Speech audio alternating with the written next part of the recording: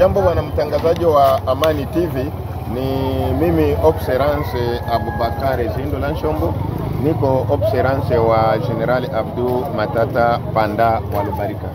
Najua kama Uvira watu wengi wanapaniki kuonyesha kwamba Luvungi hakuna watu, wameshakimbia Lubarika, na ili hali ni uongo, kwa sababu jeshi letu la FARDC pamoja na wazalendo wanaendelea kujipanga vilivyo, kwa sababu nimezunguka Mwelinye Defro fasi kokote pale ambapo wazalendo wako Mwelinye Defro pamoja na FARDC, jeshi letu liko imara. Naam, ni asubuhi na mapema tarehe 7 mwezi Disemba mwaka wa 2025 ambako tunapata fursa nyingine ya kuja kwa pamoja, mpendwa msikilizaji, ili tupate kukuhabarisha na kukufahamisha yote yanayojiri sehemu mbalimbali, hususan uko kwenye uwanja wa vita. Kama kawaida, tuko hapa kukuletea habari za ukweli na za uhakika kuhusu yote yanayojiri sehemu za uwanja wa mapambano. Hivyo ili endelee kuwa nasi katika habari zetu, na kusihi kuweza kusubscribe channel hii, kucomment, lakini pia kusambaza habari zetu kwa walio wengi zaidi, ili naendelee kuzipata kama kawaida. Asubuhi ya leo, mpendwa msikilizaji, nakuja kukuletea habari za uhakika kuhusu kile ambacho kinaendelea huko kwenye uwanja wa vita, maeneo ya Katogota, Kamanyola, Luvungi, Lubarika na sehemu zingine za Kaziba, kwa sababu kunakuwa na taarifa nyingi kwenye mtandao wa kijamii. Najua kwamba utakuwa na hamu ya kutaka kujua kwa sasa Luvungi kunadhibitiwa na wanani, Katogota kuko wanani, Lubarika kuko wanani, Rurambo pia kunapatikana wanani. Hivyo nakutakia tu kuwa nami ili upate kuweza kufahamu ukweli, taarifa kutoka kwenye vyanzo vyenye kuaminika, kwa sababu kwenye mitandao ya kijamii kuna habari nyingi ambazo zinasambazwa ambazo si za ukweli. Sasa sisi tunafanya jitihada kubwa kwa ajili tukuletee habari za ukweli. Kwa hivyo nakutakia kuwa nami. Nitakuwa nipo taratibu kwa ajili upate kusikia vizuri na kuelewa ni kipi ambacho kinaendelea kwenye uwanja wa vita. Kuwa nami mwanzo mpaka tamati.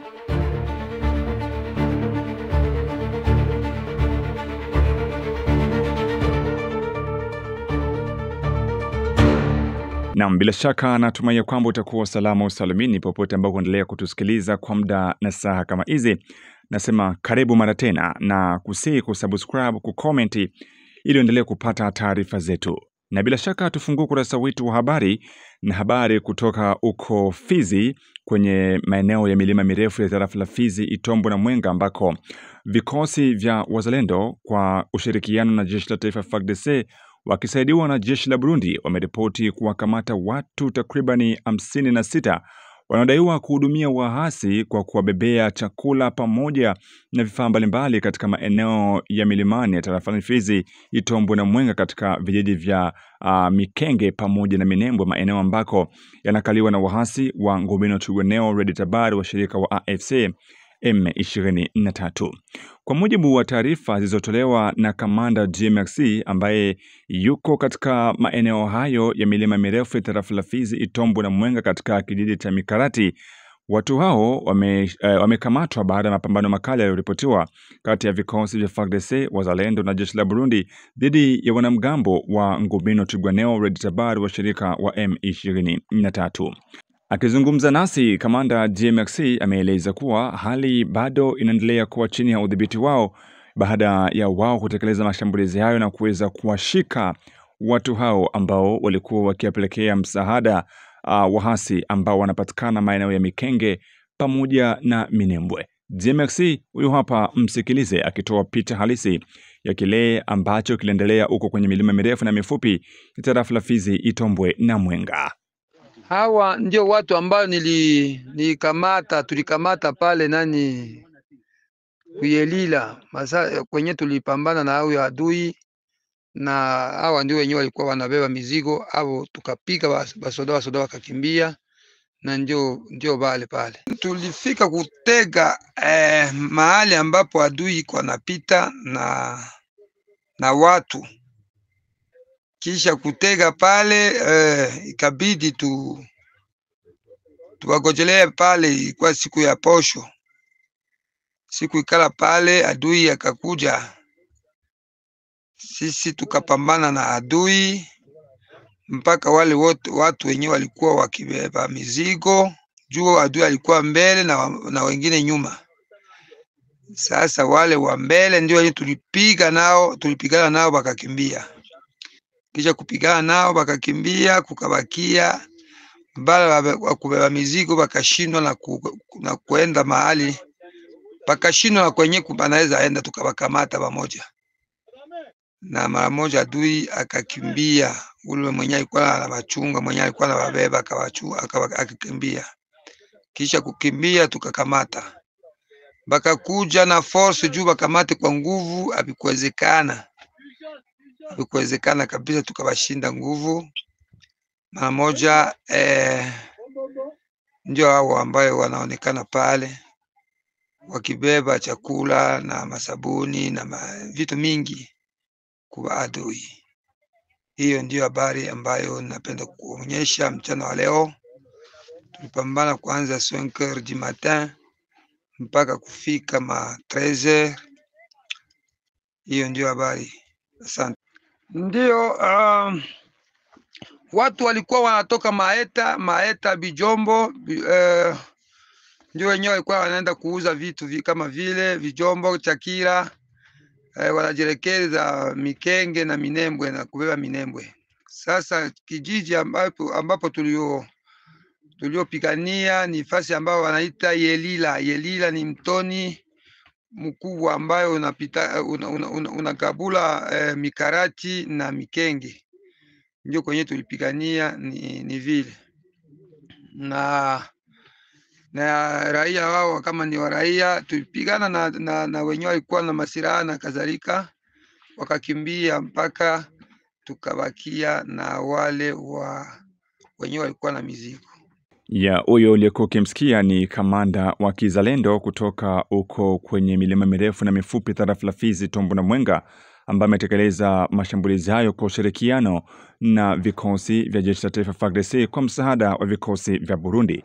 Nasema kwamba kwa sasa maeneo hayo ya Mikarati na vitongoji vyake vipo chini ya udhibiti wao licha ya uwepo wa hasi wa Ngomino Twirwaneho katika mji wa Mikenge pamoja na Minembwe.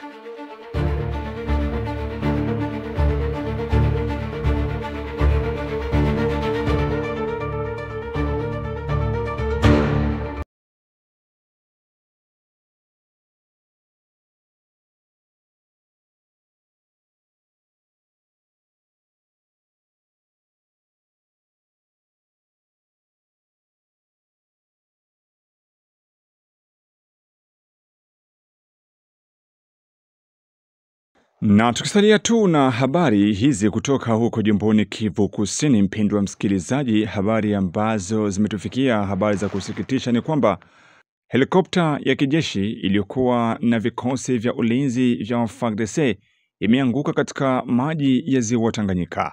Ajali hii imetokea katika eneo la Kasaba katika kijiji cha Yungu, uko ni ndani ya sekta ya Nganja, kijiji kilichopo kusini mashariki mwa eneo la Fizi mkoani Kivu Kusini.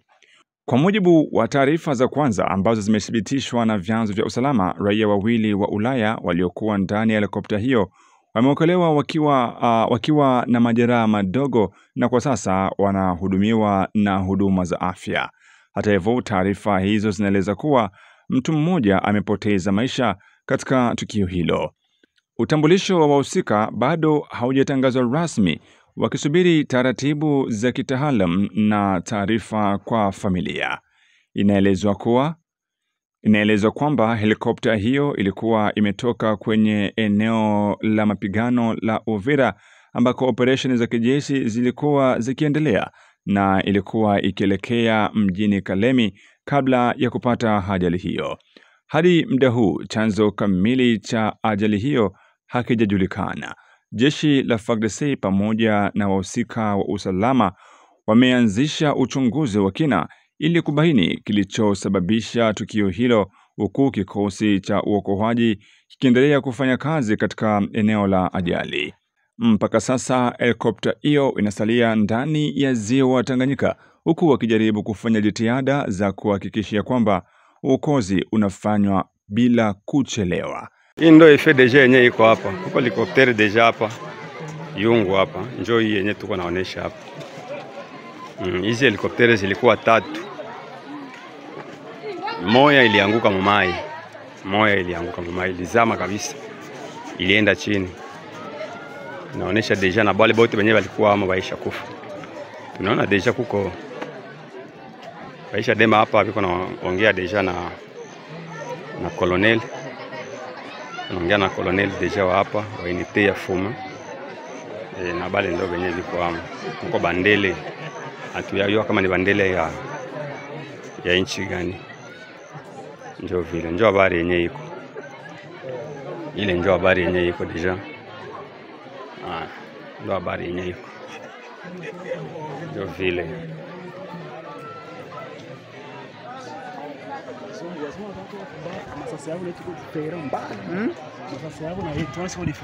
Masasi?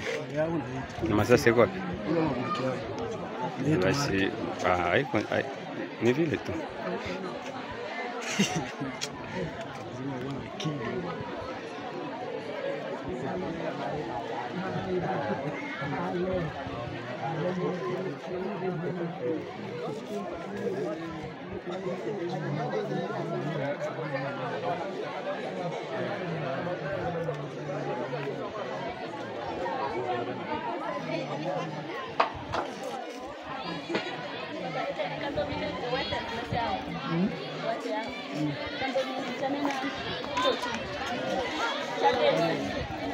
Fikira unaona gisi batu wanakia shangilia juu ya hii tukio yenyewe inatokea hapa. Ndio vile. Na sasa jelekeze moja kwa moja kwa kwenye uwanja wa vita maeneo ya Luvungi, Katogota, Kamanyola, Lubarika pamoja na Kaziba, ambako hali imeripotiwa kuwa tete kabisa siku ya tarehe 6 mwezi Disemba mwaka wa 2025. Taarifa kutoka maeneo ya Katogota zinaendelea kuweka watu katika hali ya sintofahamu.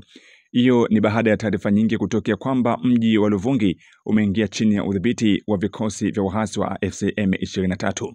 Taarifa hizi zimekuja kukanushwa rasmi kabisa na wazalendo wenyewe, ambao wamethibitisha kwamba mpaka sasa mji wa Luvungi pamoja na Lubarika pia Katogota bado upo chini ya udhibiti wa vikosi vya jeshi la taifa FARDC, Warundi pamoja na wazalendo.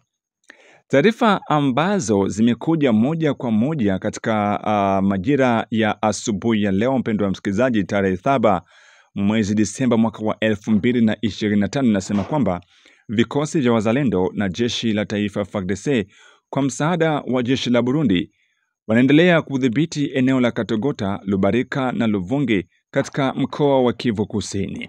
Kwa mujibu wa chanzo chetu cha usalama, eneo la Rurambo ndilo pekee limeripotiwa kurejeshwa chini ya udhibiti wa vikosi vya waasi wa AFC M23 baada ya mapambano makali yaliyodumu kwa muda wa saa kadhaa. Taarifa hizo zinaendelea kueleza kwamba vikosi vya ulinzi na usalama tayari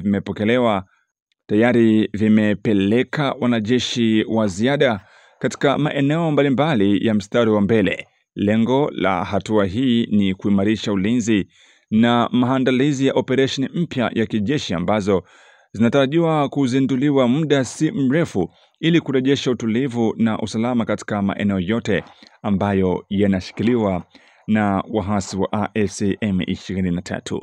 Kwa sasa hali bado inaendelea kubadilika na vikosi vilivyoko mstari wa mbele vinaendelea kufuatilia harakati za makundi yenye silaha. Tunafuatilia kwa karibu kabisa taarifa hizi na tunakuja kukuletea zile ambazo zinaendelea uko kwenye uwanja wa mapambano. Audio ziko zinakuwa za mingi, mara bazalendo banakimbia, FARDC inakimbia, inaacha fasi, banasha kwa karibu na Uvira, vilikwenda vikarudi. Hizo maudio ni za bongo. Hizo mavokale zemuko mnapata na zemuko mnasikiliza ni za bongo. Ole wako weye yoyote ule mwenye utakruare mwile mainformasyon ya ba M23 ni ya bongo. Ndoke niko nakwambia hivi, mtuto ni mtuto na watu wako wanapigana mpaka saa hii. Matokeo bado hauwezi ukasema matokeo iko hivi wakati vita ingali. Tukishindwa tutabambia, tukiavance tutabambia. Ndoke kiko pale. Muache kuwa napokea mainformasyon za bongo. Guerre mediatique kwa nguvu ni kitu kenye kinaweza kikauisha watu sana dakika, na kinaweza katuma mtu akapoteza na mwingine akafanikiwa. Musisauliki mwa hii bongo, wengine wako wanauza manyumba na wengine wako wanajenga.